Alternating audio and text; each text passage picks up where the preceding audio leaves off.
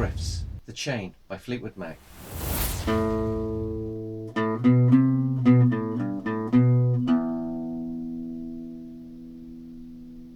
Slow down.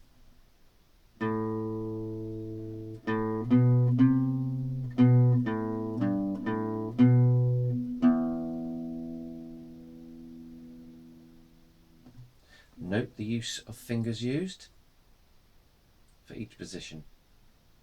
The tab is on the whiteboard with the chords on top of each tab.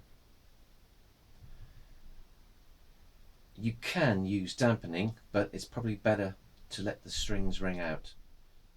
Okay, hope that helped. Watch out for some more quick riffs. Happy strumming.